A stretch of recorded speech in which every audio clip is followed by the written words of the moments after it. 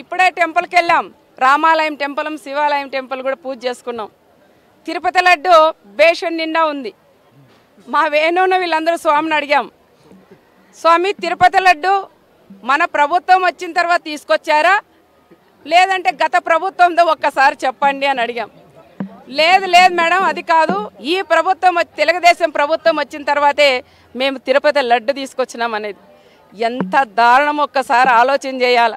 తిరుపతి లడ్డులేకి వైఎస్ఆర్ ప్రభుత్వం psycho CM ఉండిన తర్వాత అక్కడ టీం లీడర్ ఎవరినైతే అక్కడ పెట్టారో, చైర్మన్గా ఎవరినైతే పెట్టారో వాళ్ళు కకృతి చెంది తిరుపతి లడ్డు ప్రసాదంలో కూడా ఏంది కలిపారనే విషయం ప్రతి ఒక్కరూ టీవీల ద్వారా, సెల్ల ద్వారా మీకు అందరికీ కూడా తెలిసే ఉంటుంది. మరి ఇలాంటి తిరుపతి ప్రసాదం అంటే ఎంతోమంది కులాల వారికి అందరూ కూడా ప్రతి ఒక్కరూ ప్రసాదం తింటాం. ఈరోజు మేము ఆ ప్రసాదం తిన్నామా అని చాలామంది గుండెలు బాదుకుంటున్నారు, చాలామంది ధర్నాలు చేస్తున్నారు. ఇంత దుర్మార్గం పాలన జగన్మోహన్ రెడ్డి చేశాడు.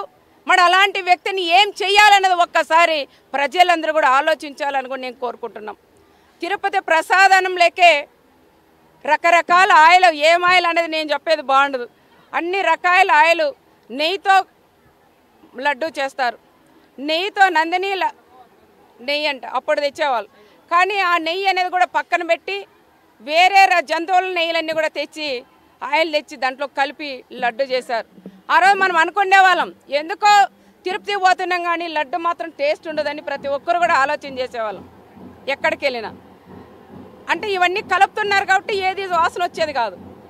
మరి ఇలాంటి దుర్మార్గాలనే ప్రజలందరూ కూడా ఒక్కసారి ఆలోచన చేసి పార తోలిన దానికి ప్రత్యేకంగా ప్రజలందరికీ కూడా కృతజ్ఞతలు చెప్తున్నాం.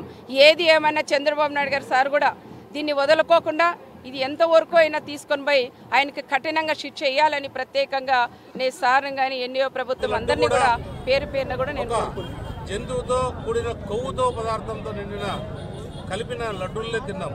అంటే దైవం ప్రసాదం పెట్టే లడ్డును కూడా మనం ఈ రకంగా తిన్నామంటే అక్కడ పాలకులు, అక్కడ జరిగిన ఒక అవినీతికి ఎవరైతే నిదర్శనమో అంటే అక్కడ పనిచేసిన ధర్మారెడ్డి కావచ్చు, అక్కడ పనిచేసిన వైవి సుబ్బారెడ్డి కావచ్చు, అక్కడ పనిచేసిన కరుణాకర్ రెడ్డి కావచ్చు, అక్కడ పనిచేసిన జవహర్ రెడ్డి కావచ్చు, వీళ్ళందరూ కలిసి ఒక తిరుమలని ఒక అపవిత్రంగా తయారు చేసి తిరుమలలో జరిగే ప్రతి దోపిడీకి పాల్పడ్డారు. ఇది చాలా దుర్మార్గమైన చర్య.